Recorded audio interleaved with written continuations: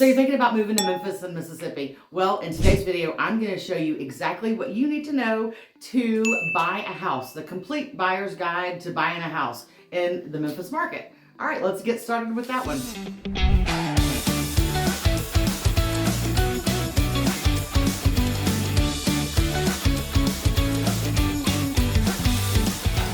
If this is your first time to the channel and you want to know everything there is to know about living in Memphis and MidSouth, buying Memphis real estate, then go ahead and hit that subscribe button, like, and tap the bell for notifications so you'll be the first to see all of my latest videos.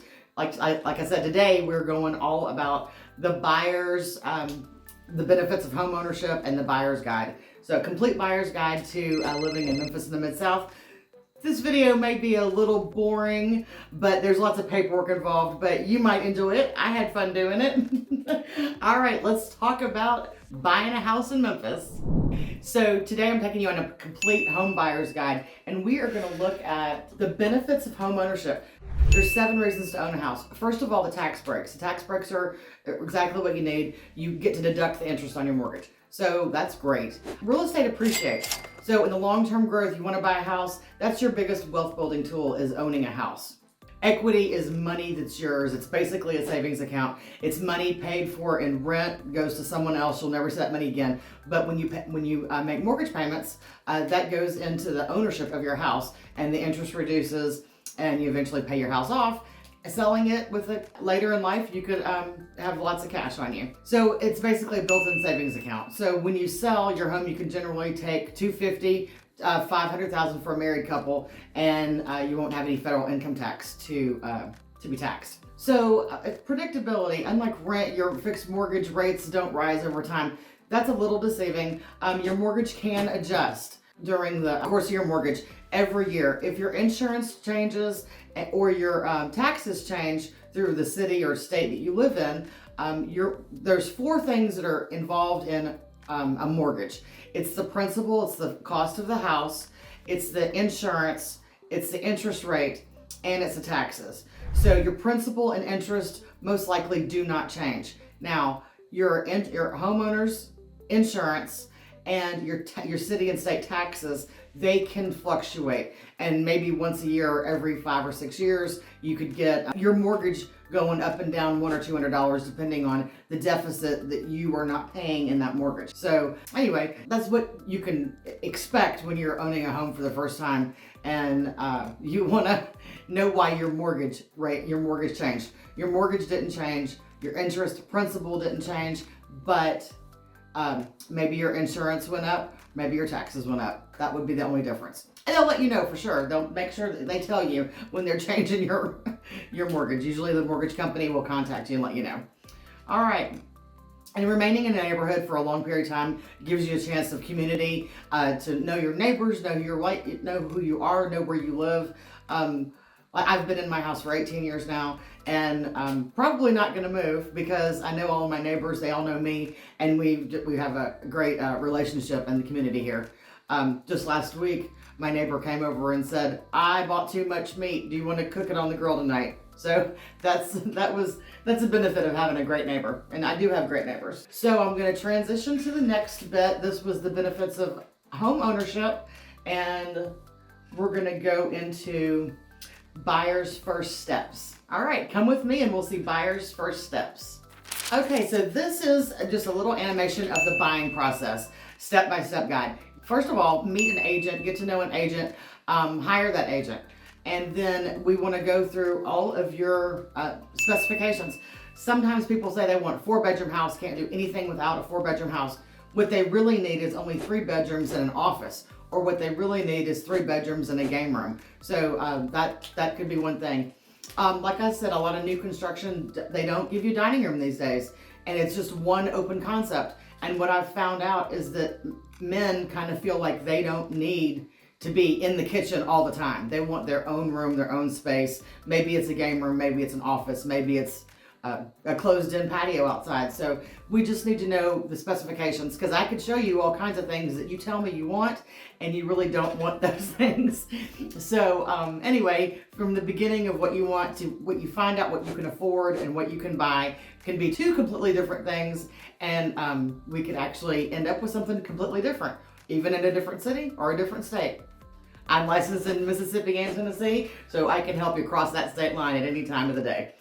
All right, so we're gonna get a loan. I'm gonna help you with a mortgage. I am not a loan officer. I don't claim to be one. I'm not an attorney. I don't claim to be one of those either. However, I have the resources to get you to the people that you need. And when we are buying a house, we always want to use a local lender. We don't want to use someone that's from New York City or from, I don't know, not in the Memphis and Mississippi area. They don't know the process, the standards of practice here in our area, but a local lender will know those standards of practice and they will help you through that process. Always better to use a local lender. So then we're gonna go on to finding a house, and I'm gonna show you all of the paperwork that we need. So we're gonna introduce the buying agreement, the purchase agreement, start our home search. We're gonna assign paperwork that says I have a fiduciary duty to you, and I will do everything legally possible that you ask me to do on a legal basis. So you can't ask me to launder money. I'll say no to that. But I will help you navigate the paperwork, find the property, and go through all the steps it takes. Then we'll decide to write an offer, and how we write an offer. We can go through all that stuff. Offers accepted, yay, okay. Now we're gonna get into the earnest money. And what earnest money is a process, is a good faith guarantee to the seller that you are willing to purchase this house and go through with this contract. It could be $1,000, $5,000, $500. It could be zero earnest money. You don't have to give earnest money in the state of Tennessee.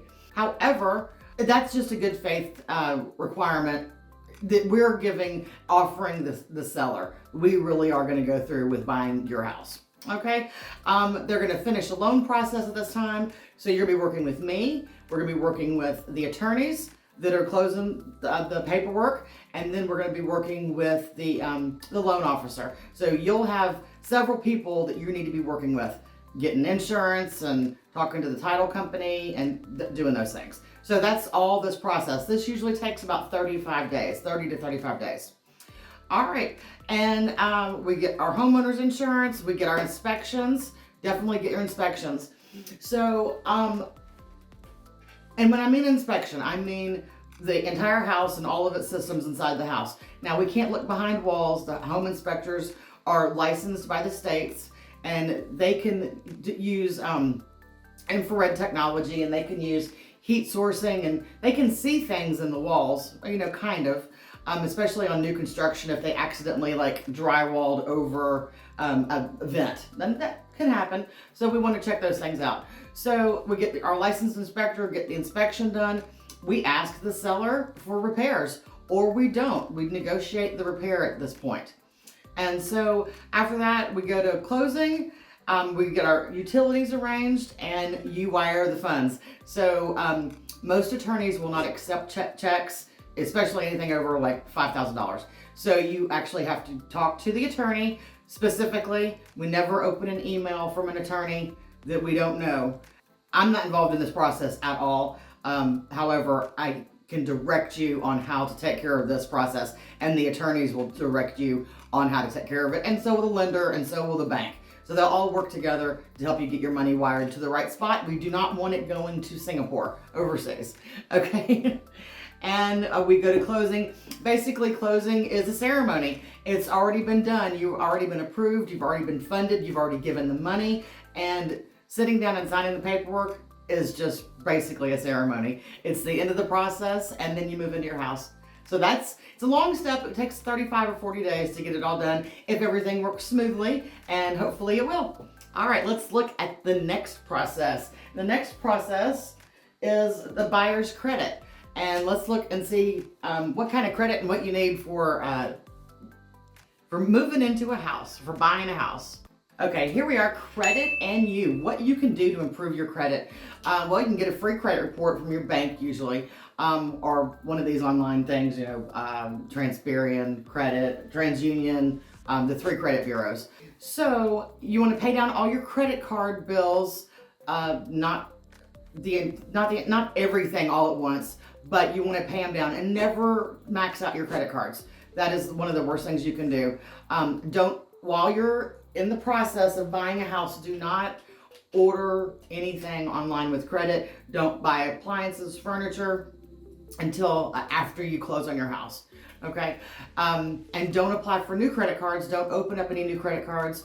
Don't add a whole bunch of money to your bank account. Don't, don't things that you need to do.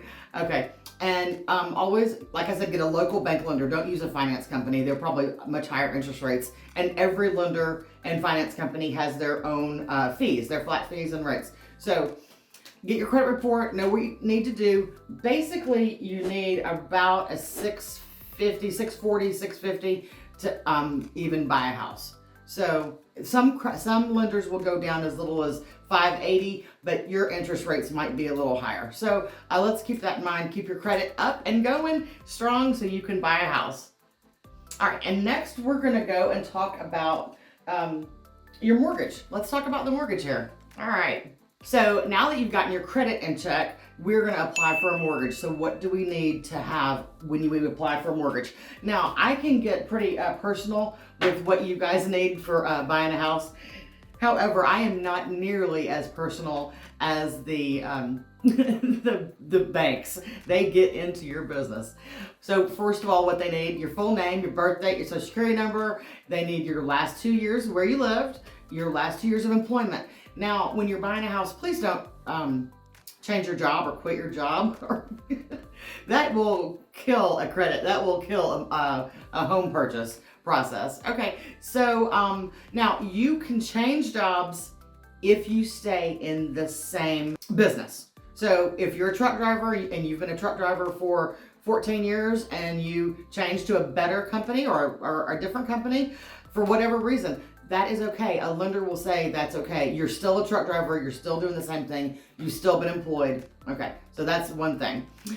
You need all your pay stubs for all your last 2 pay stubs for all of your for your lenders. They need to have that. Your W-2s, your 1099s, and all of your 2 months for bank statements. So they are gonna, and if they need anything else, believe me, they will let you know. And if you don't answer them, they will call me and they will say, Amy, make sure that your buyer is getting all of their information into us. They have time limits where they have to get all of these things done so it can go to underwriting and people above them actually approve the loans. So we need to make sure that all of our ducks are in a row and we have all of our proper documentation for the lender. All right, so let's move on. What else do we need? We need to, let's move on to working with an agent like me. Let's see what I can do for you. So first of all, you're gonna notice this already. You're gonna have lots of forms to sign. I'll help you go through all the forms. I'll explain everything completely. I don't want you signing anything that you do not understand. I will help you with any of the negotiation. I'll give you objective information and opinions. Meaning I cannot tell you where to live. I cannot guide you in an area of where you need to live. This is all on you. You've got to find the neighborhood. You've got to do your own due diligence, call around, talk to people at work. If you're going to be working with people, people at work really will tell you what they think about where you're thinking about living. So they'll tell you where the best place to live is, where the best food is, what the restaurants are like, what the nightlife's like. They'll tell you everything you need to know.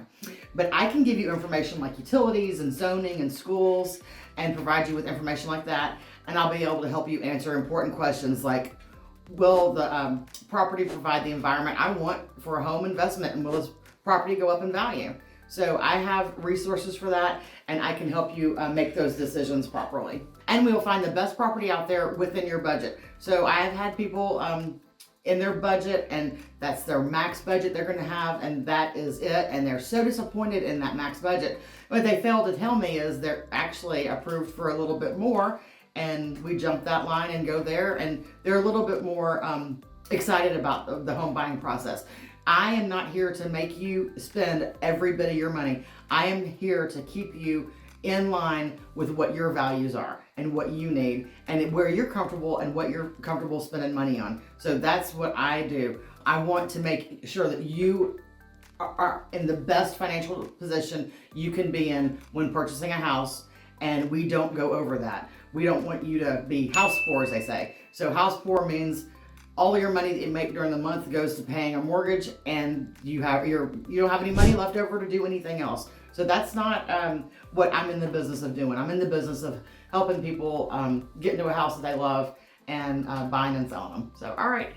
Now, you can talk to a builder, but the builder, that you never know. They could give you discounts. They could, if you have a professional representing you, you could actually get a better deal than going in unprepared and not having a fiduciary person on your side like me. Like, I can help you negotiate the building process. I have had builders give back money to clients when clients kind of get a little picky or a little in the builders, too much.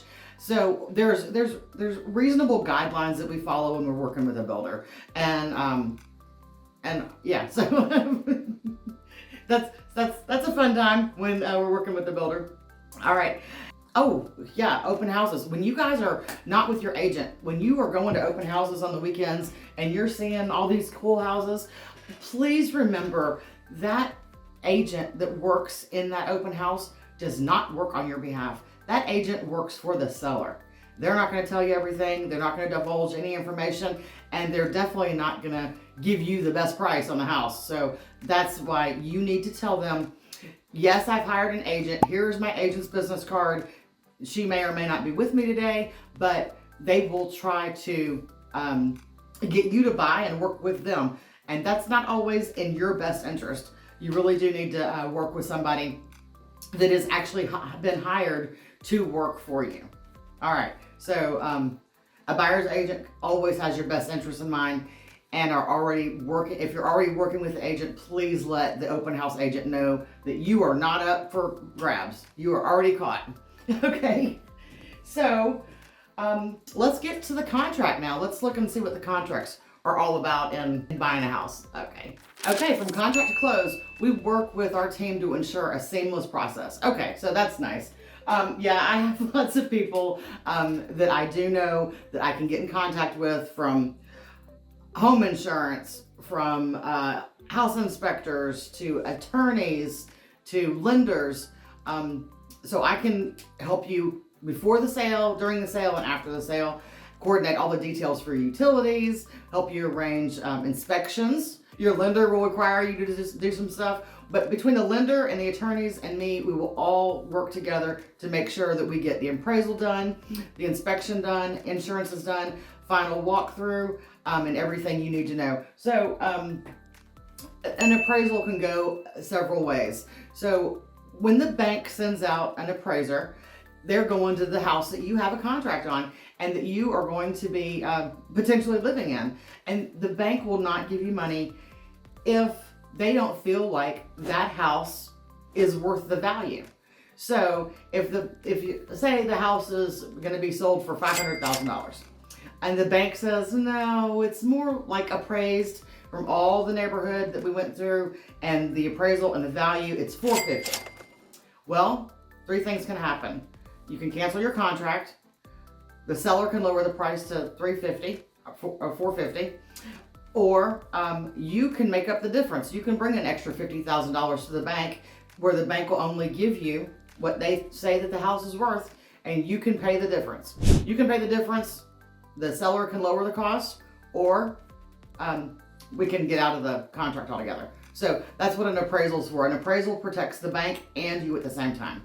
Okay, now the inspection process. So you get an inspector that is licensed in the state that your house is in, and he goes through the inspection. Now the inspection can take about an hour per 1,000 square feet. So if you have a 4,000 square foot house, that inspection could take about 4 hours, just to give you an idea. So they're going to go through the attics and the plumbing and making sure that the drains are draining properly and there's no leaks under the sink and all the electricity is grounded. And that you usually come back with an inspection that has, 65 pages.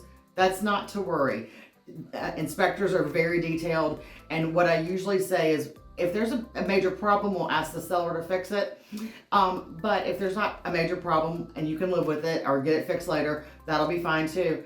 But this home inspection report is basically your homeowner's guide to your new house.